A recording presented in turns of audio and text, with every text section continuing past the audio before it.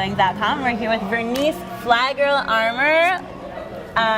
But we just call you FlyGirl? Absolutely. All right, that's what we'll do. We're so happy to have you with us here. Why don't you start with telling us a little bit about what brought you to the conference, what you're all about, and what your deal is. You're rebranding, right? I am. So I'll give you a little backstory. I flew 2 tours in Iraq and ended up becoming America's first black female combat pilot, hence the Fly Girl, right? Not to be confused with J-Lo. So I guess I was involved in a little transportation of my own, flying attack helicopters. But what brings me here specifically to WTS is we have an amazing organization bringing a lot of women leaders together, truly making an impact in our transportation industry. So it's just amazing to be around so much talent and leadership. A lot of the women, I feel like I'm going to be standing on their shoulders, as well as, helping all the, younger women come up. So it's just a phenomenal opportunity. It really is. You made history. How does that feel? Definitely a lot of responsibility, right? Like I said, I referenced a minute ago, I am standing on a lot of shoulders. So a lot of responsibility comes with that. Erin Brockovich just spoke at lunchtime and she said, have you asked yourself, what's your legacy? And I've actually thought about that a lot because I know I'm the legacy of the Tuskegee Airmen, right? And when I'm 80 years old, sitting on my front porch, looking back on my life, what do I want to have accomplished? What do I want my legacy to be? What am I going to be excited and glad that I did, or regret that I didn't? And I don't know about you, but I don't want to have any regrets. So I just try to squeeze all the juice out of the orange, out of life, let it drip off my elbow, and just have an amazing, epic, adventurous, juicy life. A juicy life. Making an impact along the way, absolutely.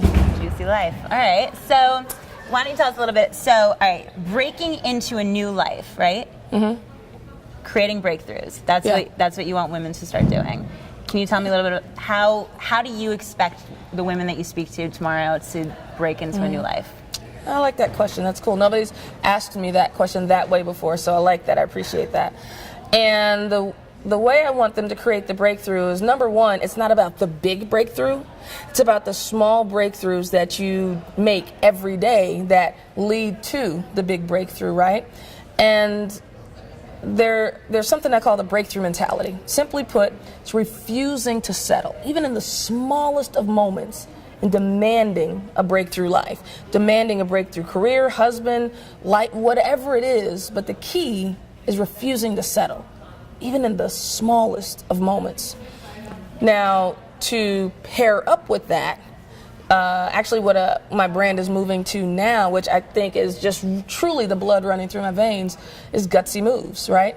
The gutsy move. What's your gutsy move? What's my gutsy move? And the gutsy move is going to be different, whether it's a courageous conversation with your boss or your supervisor, or deciding you want to step out on your own and start your own business, or you're ready to get married or ready to have that kid, or whatever it is. But in your gut, you know it's right, and it takes guts to do it. So it's get gutsy, live gutsy.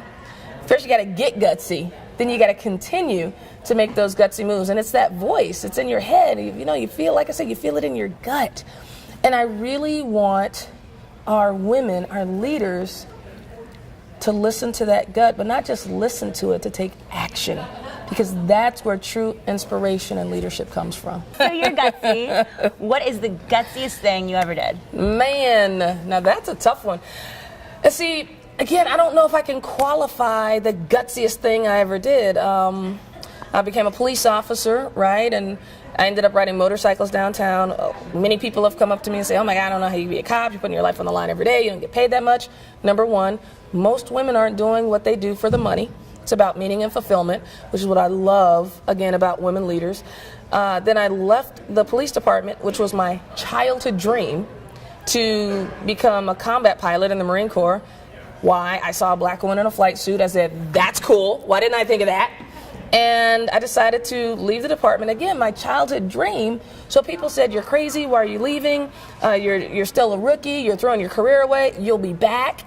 And I'm thinking, I can always be a cop. I can't always be a combat pilot.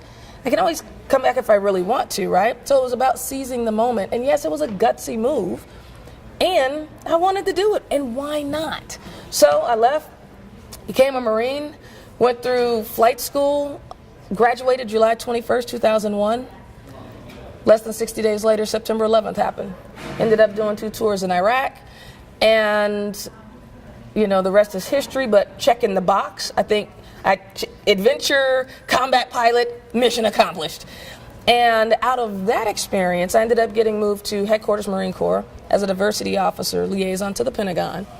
Now, I'll be honest, when I got moved off the front lines to go to Equal Opportunity as a diversity officer, I said, I am a warrior. I am a trigger puller. How in the heck do you send me to Equal Opportunity? I was pissed.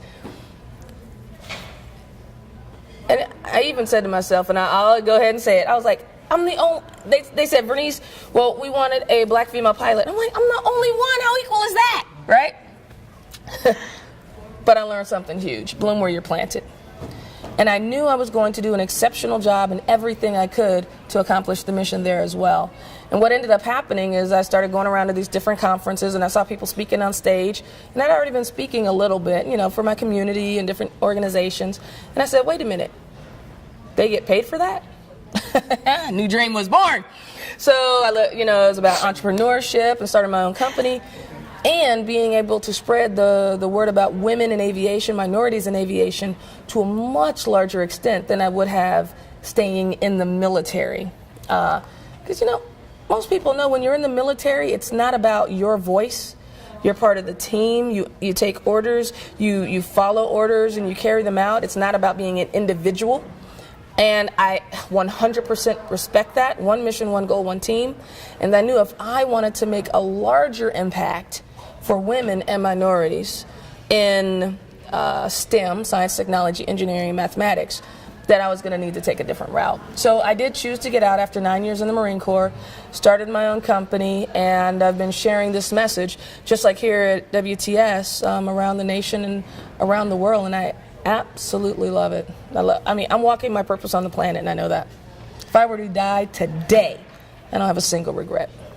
Not a single regret. Not a single regret. And I know not everybody can say that. Wow. I'm very blessed. So what a way to live. That's awesome. So you often tell women in your speeches, you have permission to engage. Right. Can you tell me a little bit about what that means to you, and how you came to that? Absolutely. So when I was a combat pilot and we were in missions or on combat missions in the middle of Iraq, the ground controller would have to tell us, you have permission to engage. Cleared hot, right? You have permission to engage, to shoot your missiles to take out the target. Well, here, I use the same exact magical phrase, but it's very different emphasis. You have permission to engage. You've always had it. It's up to you to give yourself that permission. If you don't give yourself permission, who will?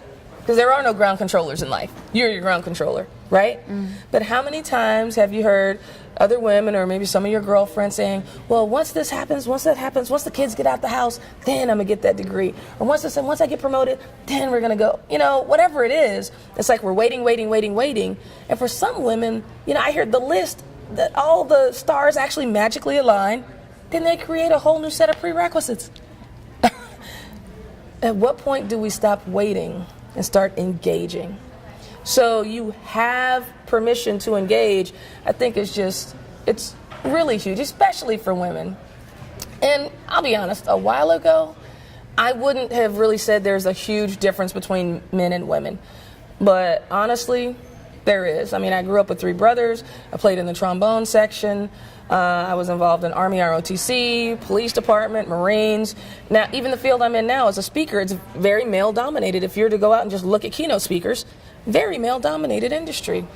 And women, sometimes we will stand back and wait for permission versus just going after it, right? Mm.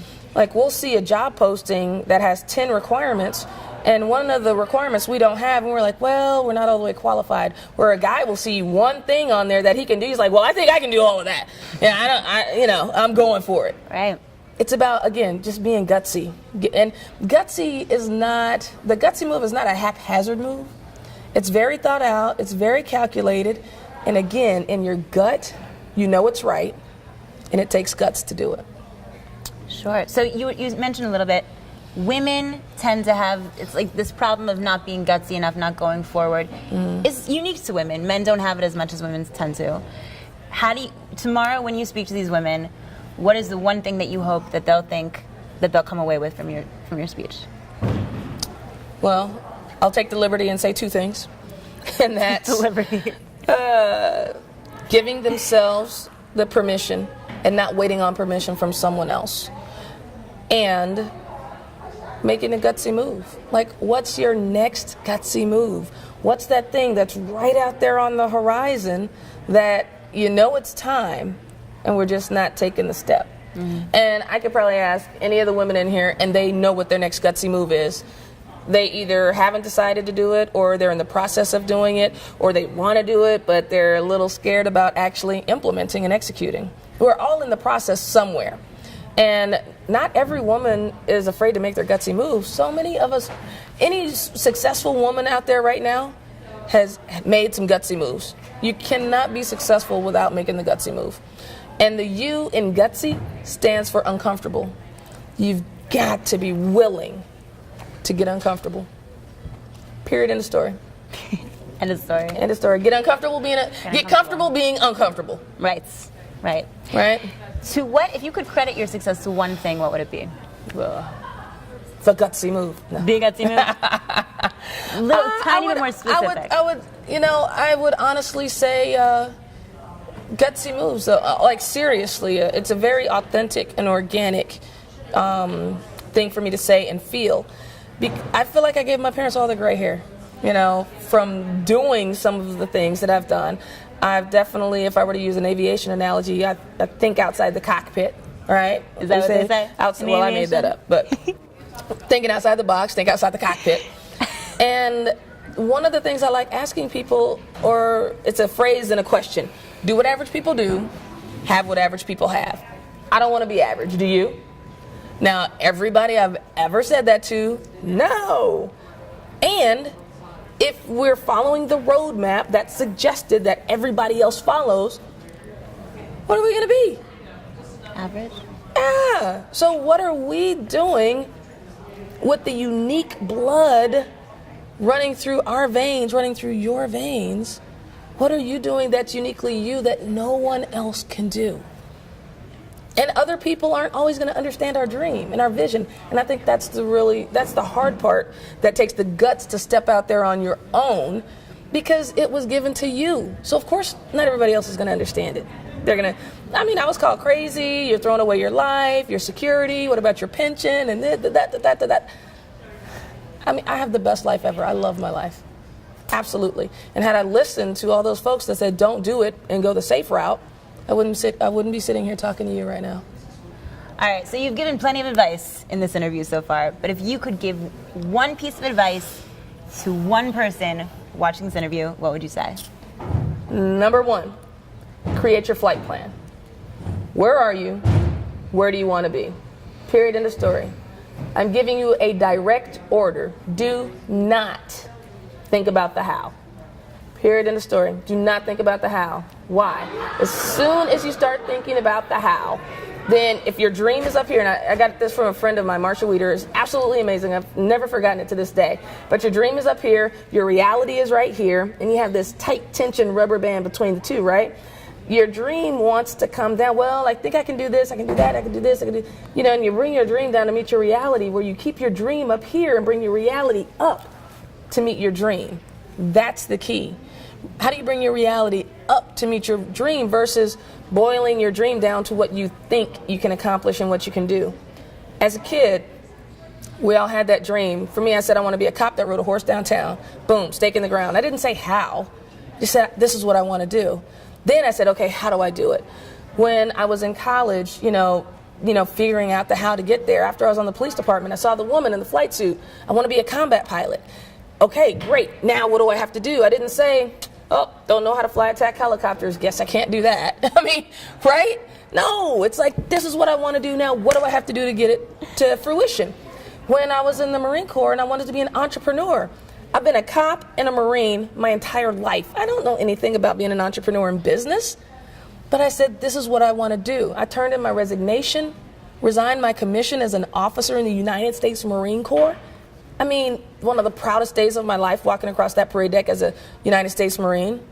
But I knew my mission was now in another place. So I didn't say, well, I don't know how to be an entrepreneur. I don't know how to read a profit and loss statement. I don't know how to do taxes and accounting. I said, this is what I want to do. This is how I'm going to make an impact. Now, how do I get there? So again, the number one thing, create your flight plan. Where are you?